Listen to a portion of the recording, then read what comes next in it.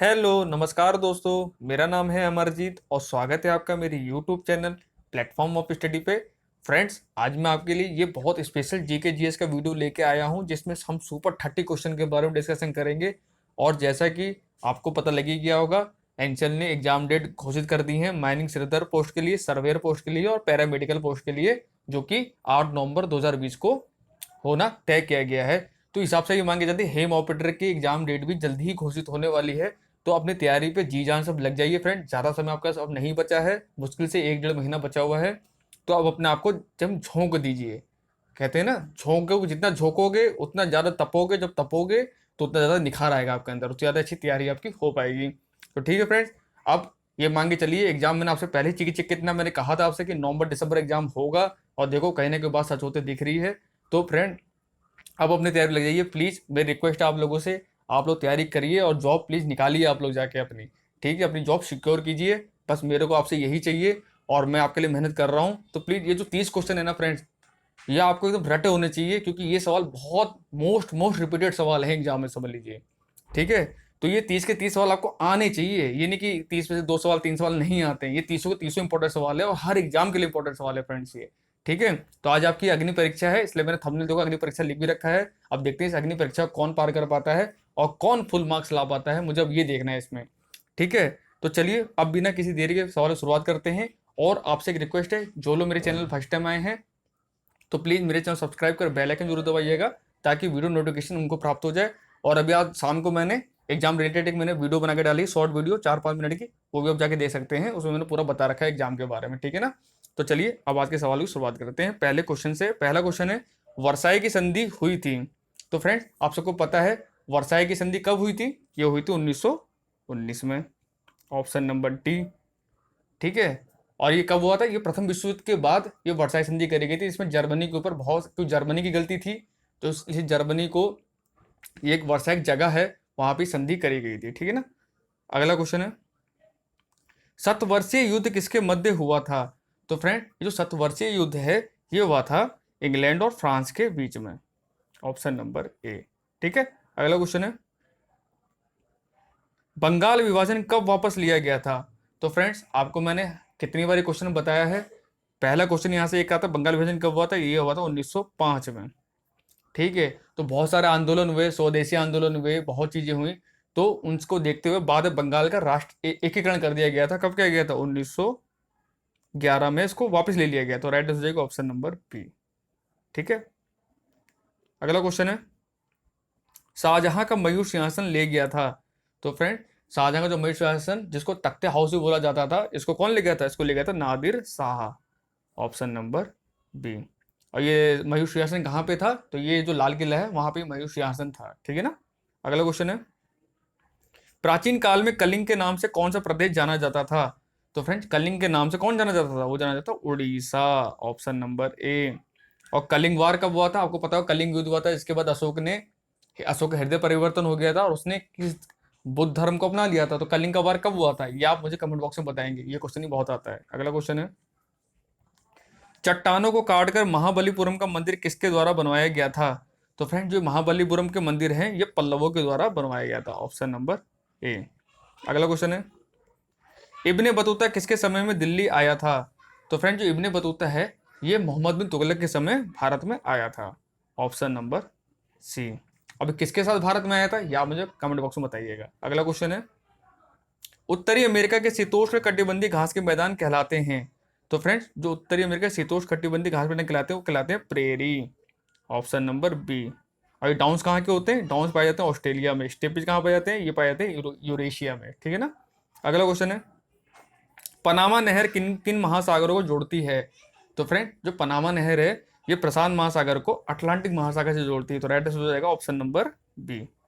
ठीक है ना, अगला क्वेश्चन है, भारत में सबसे अधिक कोयले के भंडार हैं? तो फ्रेंड, जो सबसे अधिक भारत जो कोयले के भंडार हैं वो दामोदर घाटी में है। राइट आंसर हो जाएगा ऑप्शन नंबर डी। अगला क्वेश्चन है, और एक कोयले के लिए बड़ा फेमस है रानीगंज।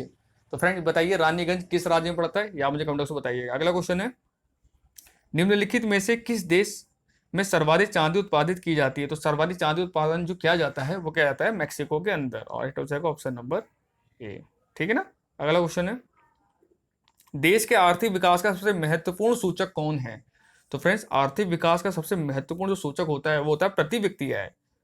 प्रति व्यक्ति आय तो होगा कि मतलब देश के अंदर जितने भी नागरिक हैं, उनकी प्रति व्यक्ति आय कितनी है, उसी तो देश की आर्थिक स्थिति का अंदाजा लगाया जा सकता है कि वहां के नागरिक कितने सक्षम है अपनी जरूरतों को पूरा करने में। अगला क्वेश्चन है, दुर्गापुर, भिलाई और राउरकेला संयंत्रों की स्थापना किस पंचवर्षीय योजना के दौरान की गई थी? तो दुर्गापुर आपको पता है ये पश्चिम बंगाल में है, भिलाई कहाँ पर है, ये छत्तीसगढ़ में है, और राउरकेला कहाँ पर है, उड़ीसा में। ये कौन से प्लांट है? ये सेल के प्लांट है यहाँ पे, स्टील अथॉरिटी इंडिया लिमिटेड। और इसकी जो स्थापना करी गई थी वो द्वितीय पंचवर्षीय योजना के अंतर्गत की गई थी। राइट आंसर जाएगा ऑप्शन नंबर बी। ठीक है ना। अगला क्वेश्चन है, भारत सरकार का प्रथम विधि अधिकारी कौन होता है? ये तो मैंने कितनी बार बताया है आपको, मैंने कौन होता है, वो हो जाएगा भारत का महान्यायवादी। Option number A. और ये कौन सा अनुच्छेद के अंतर्गत आता है? तो अनुच्छेद पूछता है तो अनुच्छेद होता है 76, ये आपको रखना जरूरी है। और वर्तमान में भारत के महान्यायाधीश कौन है? वो है के वेणुगोपाल। ठीक है ना। अगला क्वेश्चन है, वैध मतों के कितने भाग से कम मत प्राप्त करने वाले प्रत्याशी की जमानत जब्त हो जाती है? तो आप अक्सर सुनते होंगे जब इलेक्शन टाइम आता है तो बहुत से लोगों की जमानत जब्त हो जाती है। जमानत जब्त होने का मतलब ये नहीं कि उनको जेल हो जाती है। जमानत जब्त होने का मतलब होता है कि जितने उनको वोट चाहिए अगर उससे कम वोट अगर मिलते हैं तो वो उनका जो पैसा जो वहाँ जमा किया होता है, नामांकन करने से जो आप नामांकन करने जाते हैं तो वहाँ कुछ पैसा धनराशि जमा की जाती है वहाँ पे, वो पैसा आपको वापस नहीं मिलता है, बस ये होता है। तो राइट आंसर हो जाएगा 1/6, ऑप्शन नंबर टी। ठीक है। अगला क्वेश्चन है, भारतीय संविधान के किस अनुच्छेद के तहत वित्तीय आपातकाल लागू करने का उपबंध किया गया है? तो फ्रेंड, जो फाइनेंशियल इमरजेंसी लागू की जाती है वो की जाती है आर्टिकल नंबर 360। तो right answer option number B. और जो ऑप्शन नंबर दिया 356, इसके द्वारा किसी भी राज्य में राष्ट्रपति शासन लागू किया जाता है। और एक होता है अनुच्छेद 352, जब कोई बाहरी आक्रमण की स्थिति बनती है हमारे देश में तो उस समय 352 लगाया जाता है। ठीक है ना। अगला क्वेश्चन है, निकट दृष्टि दोष में उपयोग में लाया जाने वाला लेंस है। तो निकट दृष्टि दोष में क्या होता है, निकट की वस्तुएं साफ दिखाई देती हैं लेकिन दूर की वस्तुएं नहीं दिखाई देती हैं। और ये जो बीमारी होती है मैक्सिमम यंग एज वालों को ज़्यादा, लोग जो 40 से 45 साल तक की एज में जो लोग रहते हैं उनको ये बीमारी ज़्यादा होती है। इसमें पास की वस्तु साफ दिखाई देती हैं लेकिन दूर की वस्तु उनको नहीं दिखाई देती हैं, तो इसको हम ऑप्टल लेंस का उपयोग करके उसको हम ठीक कर देते हैं। Option number A. और एक होता है दूरदृष्टि दोष। दूरदृष्टि दोष में दूर की तो साफ दिखती हैं लेकिन पास की नहीं दिखती हैं। ये अक्सर जो बुजुर्ग वगैरह होते हैं उनको ये प्रॉब्लम ज़्यादा होती है, तो उसके लिए हम उपयोग करते हैं उत्तल लेंस। ये भी याद रखिएगा। अगला क्वेश्चन है, चमगादड़ अंधेरे में उड़ सकते हैं क्योंकि?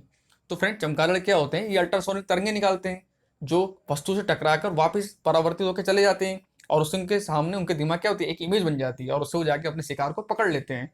तो राइट आंसर क्या हो जाएगा, ऑप्शन नंबर सी, वो पराश्रवित तरंगे उत्पन्न करते हैं। ठीक है ना। अगला क्वेश्चन है, सर्वदाता वह व्यक्ति है जिसका रुधिर वर्ग होता है। तो वह रुधिर वर्ग जो सबको क्या बोलते हैं, अपना रुधिर दान कर सकता है, वो होता है ओ। और जो ए बी होता है ये होता है सर्वग्राही, यानी ए बी ब्लड ग्रुप वाला बंदा सबसे ब्लड ले सकता है, और ओ जिसका ओ होता है वो सबको दे सकता है। यार ये यूनिवर्सल डोनर होता है और ए बी यूनिवर्सल एक्सेप्टर होता है। ठीक है ना। अगला क्वेश्चन है, कुनैन कहाँ से प्राप्त होता है? तो फ्रेंड, जो कुनैन है ये सिनकोना की छाल से प्राप्त होता है, और इसका उपयोग सबको पता ही होगा, मलेरिया की जो रोगी वगैरह होते हैं उनके लिए इसकी दवाइयाँ बनती हैं इसी। अगला क्वेश्चन है, रक्त का थक्का में कौन सा विटामिन सहायक होता है?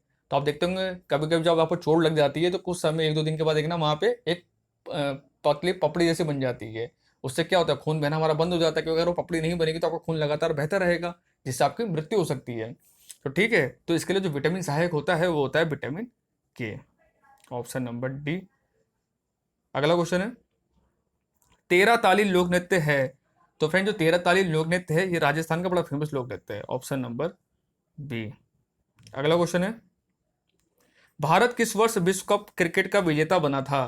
तो फ्रेंड, सबसे पहले भारत ने कब वर्ल्ड कप जीता था? वो जीता था 1983 में। अब आप मुझे ये बताइएगा किस टीम को हरा के जीता था, या मुझे बताइएगा। ऑप्शन नंबर सी इसका राइट आंसर हो जाएगा। ठीक है ना। अगला क्वेश्चन है, सार्क की स्थापना कब हुई थी तथा मुख्यालय कहाँ स्थित है? तो फ्रेंड, जो सार्क है इसकी फुल फॉर्म क्या होती है, south Asian association of regional cooperation.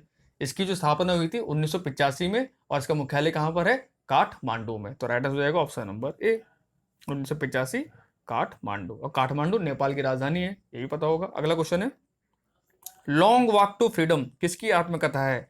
तो फ्रेंड जो लॉन्ग वॉक टू फ्रीडम है ये नेल्सन मंडेला जी की आत्मकथा है, ऑप्शन नंबर ए। और इन्हें दक्षिण अफ्रीका, इन्हें अफ्रीका क्या कहते हैं, इनको अफ्रीका का महात्मा गांधी माना जाता है। जैसे हमारे महात्मा गांधी है, ऐसे वहां पे ये महात्मा गांधी माने जाते हैं। अगला क्वेश्चन है, और इनको भारत रत्न अवार्ड भी मिला हुआ है।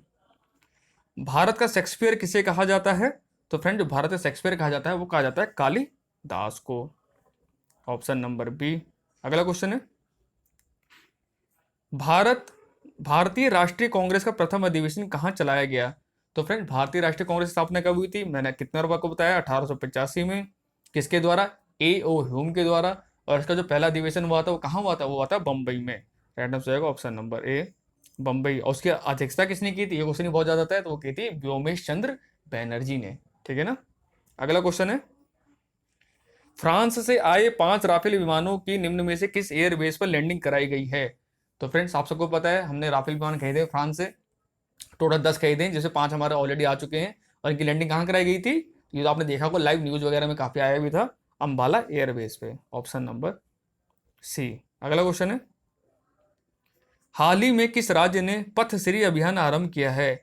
तो फ्रेंड जो पथश्री अभियान शुरू किया गया है ये पश्चिम बंगाल सरकार के द्वारा शुरू किया गया है, ऑप्शन नंबर ए। और लास्ट क्वेश्चन है मेरा इस वीडियो का, 3 अक्टूबर 2020 को प्रधानमंत्री नरेंद्र मोदी जी के द्वारा अटल सुरंग का उद्घाटन किया गया। यह सुरंग किस राज्य में स्थित है? तो फ्रेंड्स ये सुरंग बहुत फायदेमंद होने वाली है हमारे आर्मी के लिए भी, पब्लिक के लिए भी। और इसका भी हाल ही में उद्घाटन किया है, आपने सब देखा भी होगा समाचार में। और ये स्थित है कहाँ पर? हिमाचल प्रदेश में, ऑप्शन नंबर डी। तो आई होप आपको वीडियो अच्छी लगी होगी। अगर वीडियो अच्छी लगी प्लीज़ को लाइक शेयर जरूर करें और अपना स्कोर कमेंट बॉक्स में जरूर मुझे बताएं। मिलते हैं आपसे नेक्स्ट वीडियो में।